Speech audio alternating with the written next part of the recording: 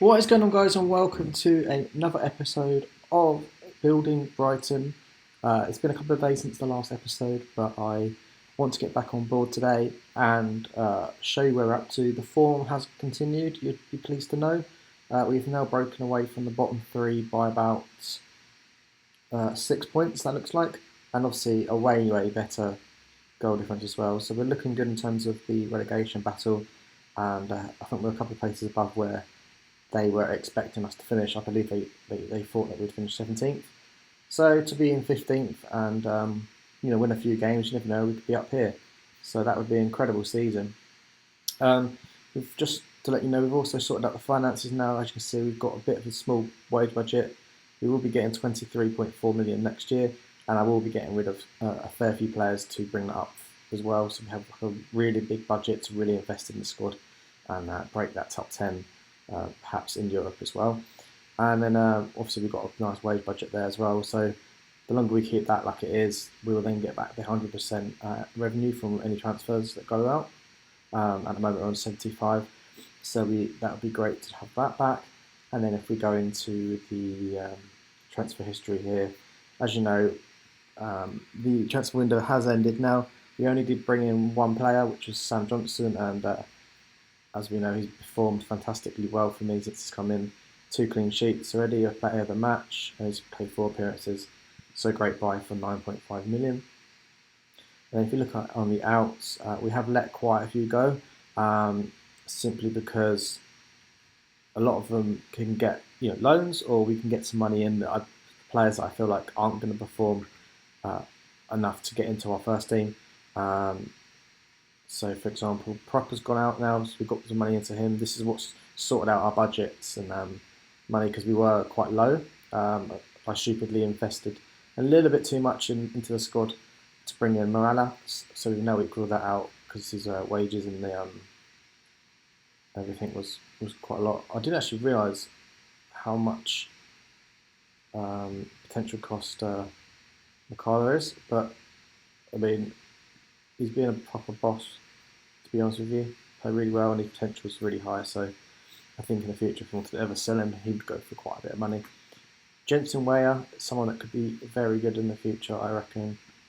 Obviously, only says 2-star at the moment, but before I sent it on loan, it did say that he was 4-star potential. And then Jason Steele's gone out on loan because obviously we brought in Johnston, and the rest is kind of a bit near. Lars Dendonka is potentially one that I might regret letting go of, but at the same time, I don't think he's very good compared to what we already have. So he's gone out as well, and there's potential money that we could get in the future for him too. Before I go into the game, I'm trying to show you the schedule. So as you can see, after how we started this season, we didn't really have many wins, or draws and stuff. We had a really bad month in December, and if you don't remember, they said that if you didn't perform in the upcoming month, then we would sack you. But we've had a dramatic turnaround since that 4-1 loss to Liverpool, and we've had some very good wins on the bounce. And then obviously we drew to West Ham in the last episode. We played Man United in between that, and we got a goal in the 81st minute from Aaron Connolly, who came on, and we had Tom Davis, brought him on in the 60th minute. He got injured in the 70th, and we made three subs at that point. So it was very interesting to see that we still hang on and actually get a goal as well. So I was very happy with that. So yeah, let's crack on to the episode and see where we're at here. I'm not too sure how I want to play the team today. Presume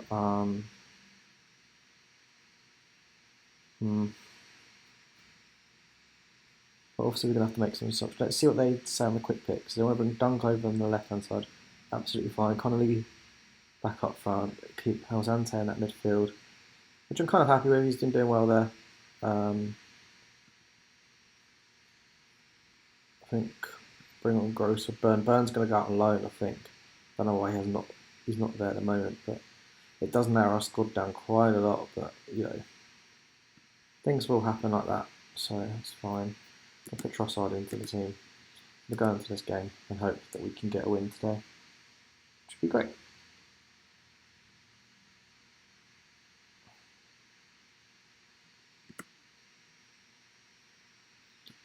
We'll let the boys know they've had a good run lately and hope get a positive result at Fulham.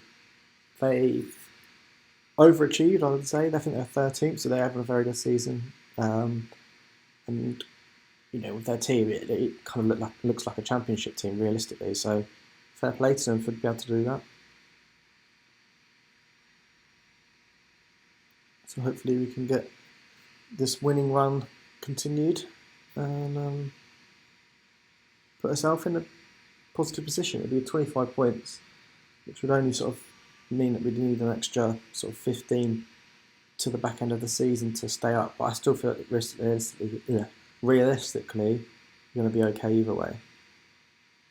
So I'm very happy. Obviously it got worrying, but we've really turned it on over the last sort of month or so. So it's pretty cool.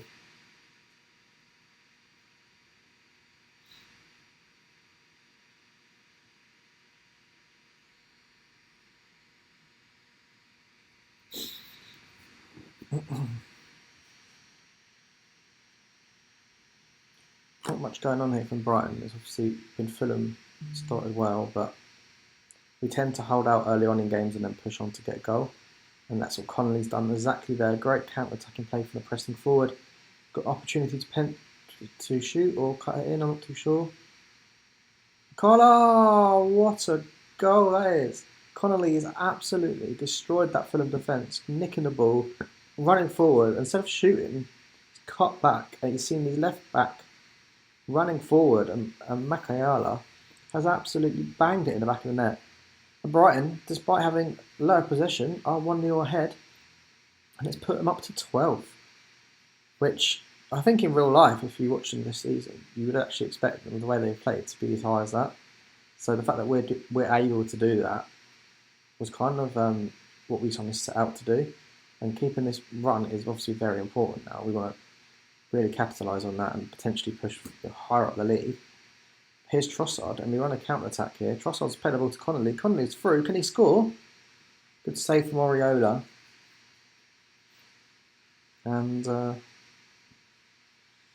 very interesting how we've started this game. Really looking for that counter-attack with Fulham pushing. We've got quick players on the break. And it's really working for us. And here's Basuma again with the charge. He's held it up well. Looks for his left back in Makala. Basuma, that nice little 1-2. Plays it down the line. Can he get a cut back into the box here? Oh, it's an own goal. And Anderson has put it in his own net. And it's fantastic work from the left back. Makala getting that ball inside. He's now got an assist and a goal. And Brighton here are going in at 2-0. And we'll be very happy with that lead. Unbelievable. We've really kicked on, and it's so nice to see now. And I think a lot of this is kind of me seeing the areas that we need to improve on. So, for example, I knew the keeper position was a bit dodgy, and we brought in Johnson here, who's obviously was potentially going to get relegated with West Brom, but we've seen potential in him, and he's making fantastic saves. Like one there was just diving across his goal. And he's playing brilliant, and I think it makes such a difference when you have a strong defence. I knew the defence was good, and obviously this left back, Makala, he's been fantastic since he's come in. I still think we need to work out our best centre mids are, because I think we had a few injuries there. I think Basuma's guaranteed to be one, but it's just working out if it's going to be Alzante, or whether we need to go out and buy someone eventually next year to make it even stronger. And then obviously at the cams, you've got Trossard, McAllister, Gross, you've got options there, but I think for me, I like Trossard there. I think he just gives me a bit more. And he's got that shooting ability as well.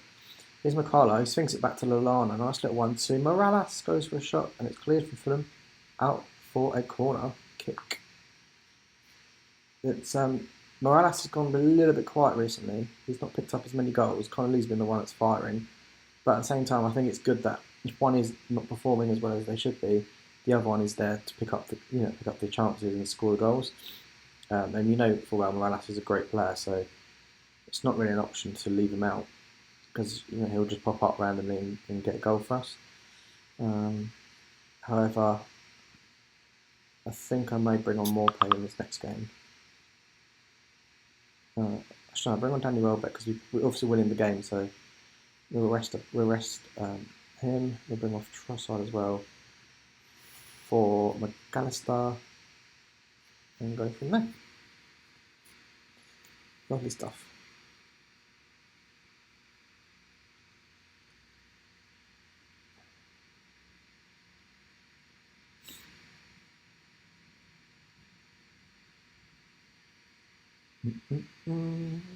We are playing great football,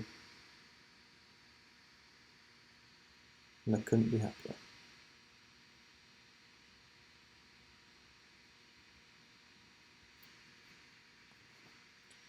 Up to 12th now, so really challenging for that top 10, which is, what are they on? They're on 28 points.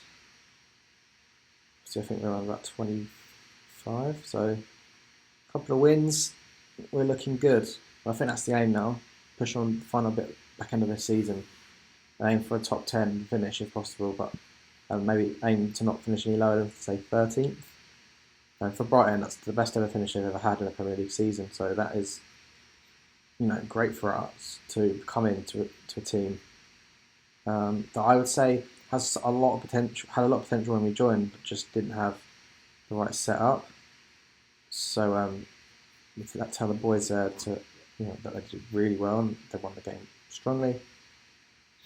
We'll have a look at the other results and position in the league.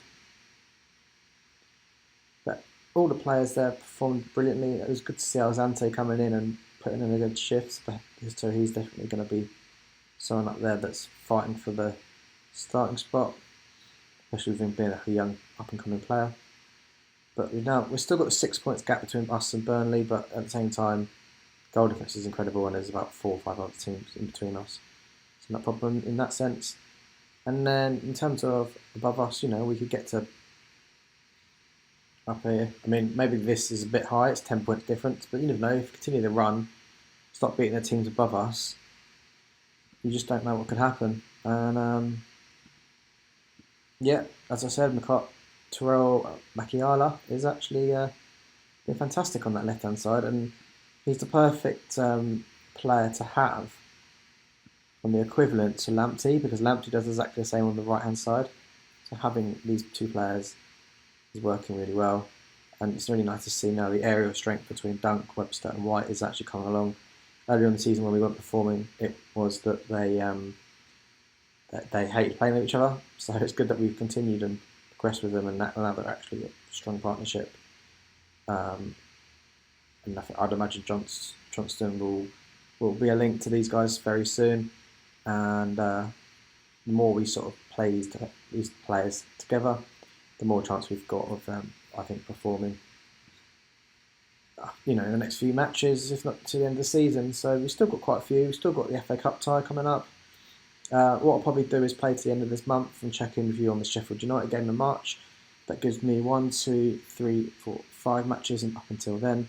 But yeah, guys, if you like the video, if you like the way that we started to turn this team around, then please drop a like. Please do subscribe, and I will talk to you soon. Peace.